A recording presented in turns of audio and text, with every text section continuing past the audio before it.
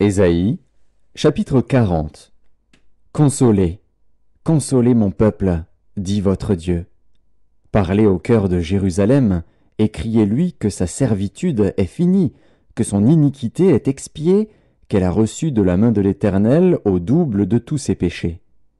Une voix crie, « Préparez au désert le chemin de l'Éternel, aplanissez dans les lieux arides une route pour notre Dieu.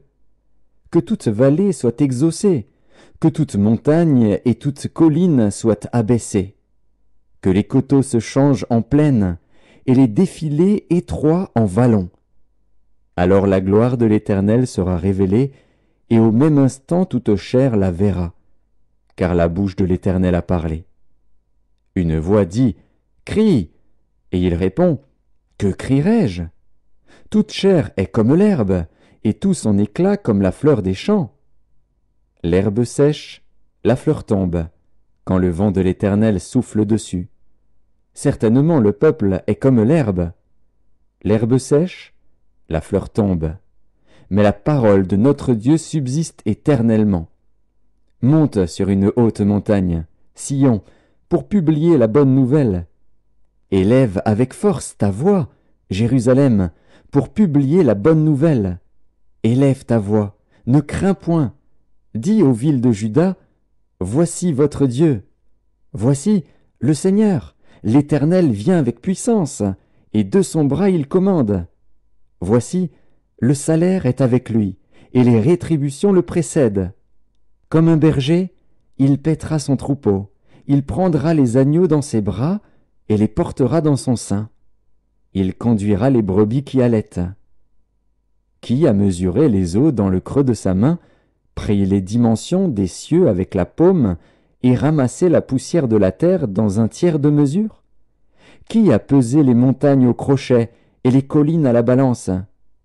Qui a sondé l'esprit de l'Éternel, et qui l'a éclairé de ses conseils?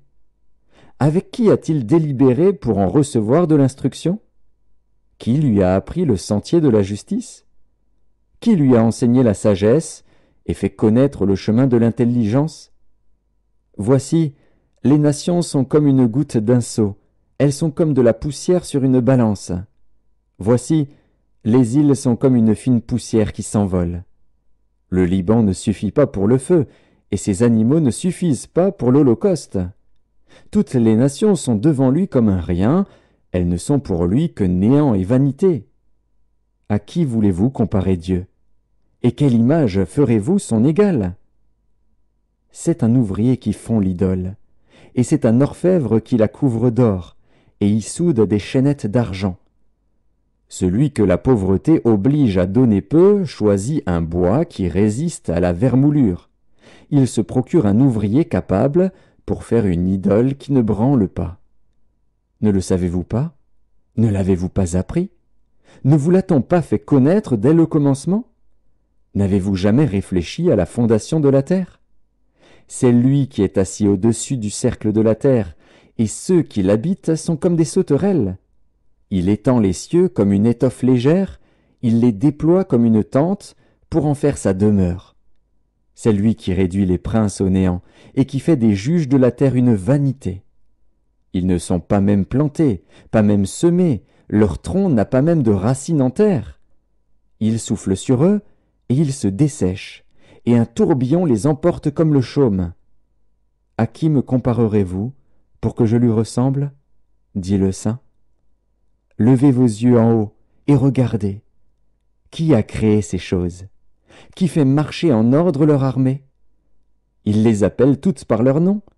Par son grand pouvoir et par sa force puissante, il n'en est pas une qui fasse défaut.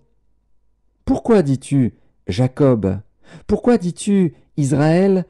Ma destinée est cachée devant l'Éternel, mon droit passe inaperçu devant mon Dieu. Ne le sais-tu pas? Ne l'as-tu pas appris?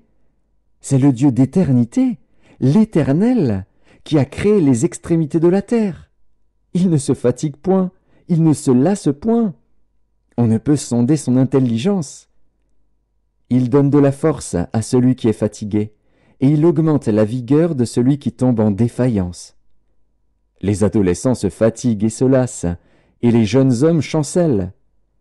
mais ceux qui se confient en l'Éternel renouvellent leur force. Ils prennent le vol comme les aigles. Ils courent et ne se lassent point.